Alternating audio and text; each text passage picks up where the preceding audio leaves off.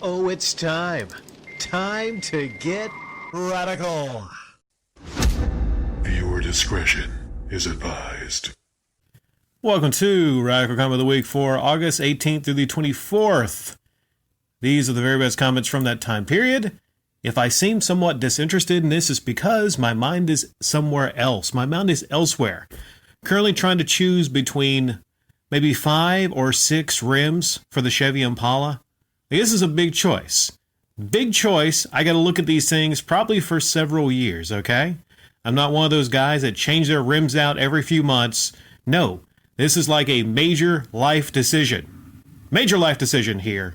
Finding my new set of rims, okay? It's all about priorities. These rims I'm going to enjoy, and they're going to be on the car for several years into the future, and these are possibly going to factor in future trim. So this is a very important choice I'm making here. But talking about choices, the first honorable mention, and the second honorable mention, and the third honorable mention is going to come to us from Grappling with Gaming, Juliet, India Mobile, Shanana Timms. Okay?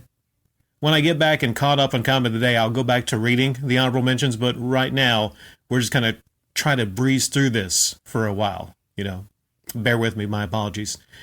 The medal ceremony starts out with Sneaky V getting the bronze, a sneaky bronze. How long can Billy and Jay keep it up, though?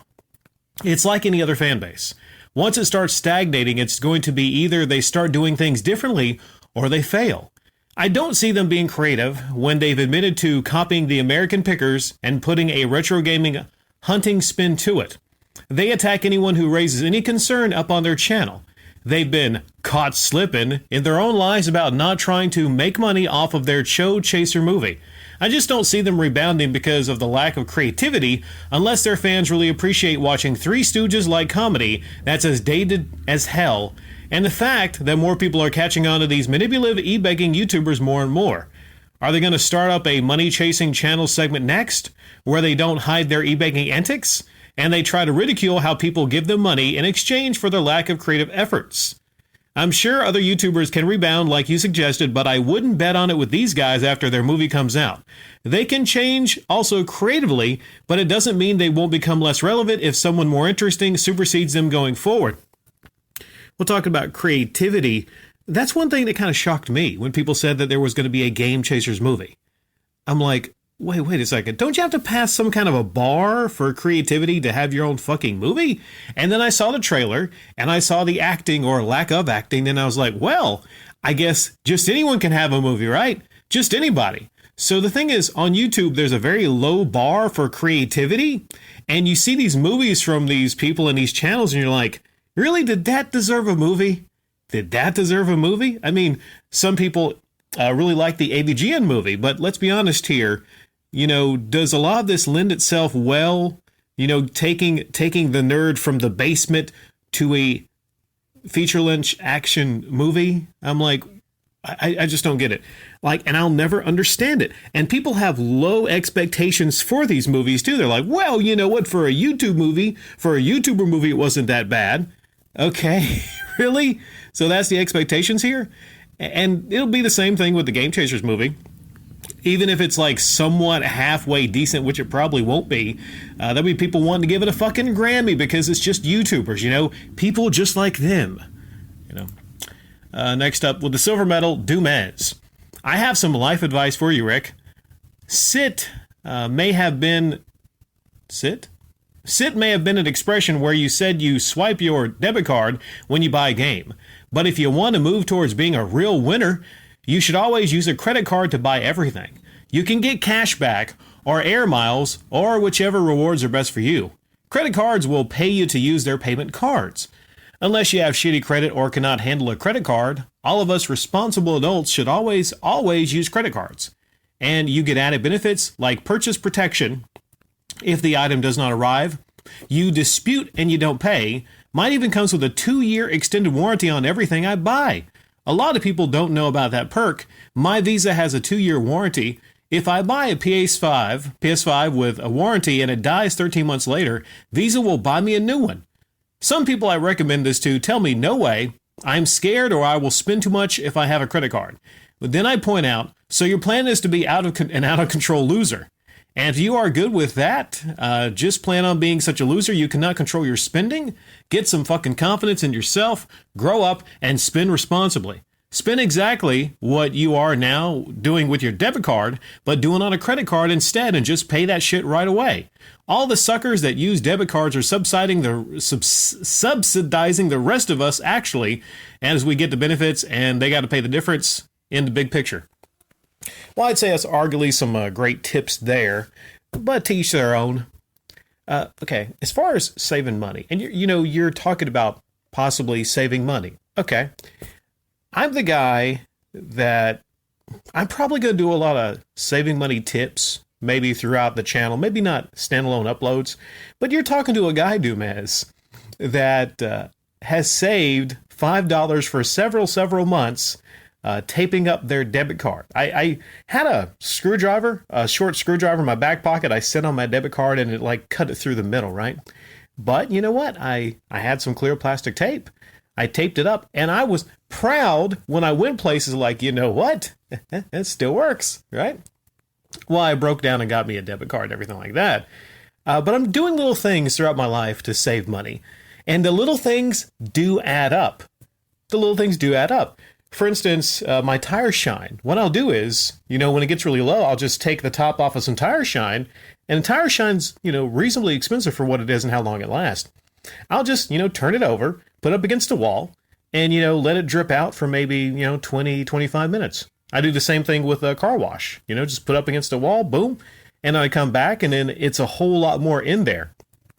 There's a lot of little things you can do in your life, and just cleaning up. Cleaning up, Dumez, which is something that a lot of people don't do. A lot of these hoarders actually don't do this also, but, you'd be surprised how much stuff you find when you're just cleaning up.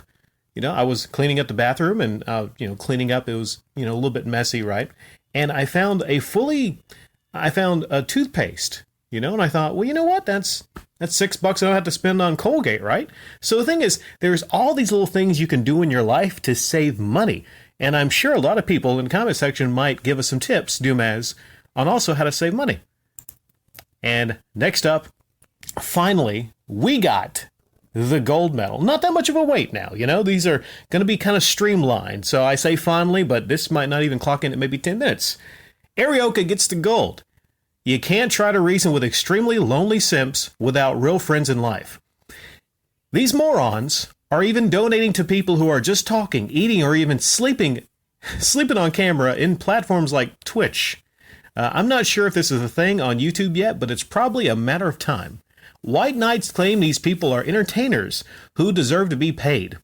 I have a feeling these fools haven't been to a circus, concert, theater, or even watched a good TV show before in their lives if they're claiming to be entertained by watching these strangers on the internet perform these mundane activities and are charging money for their fake friendship in order to get a response. It's astonishing how easily manipulated some people are.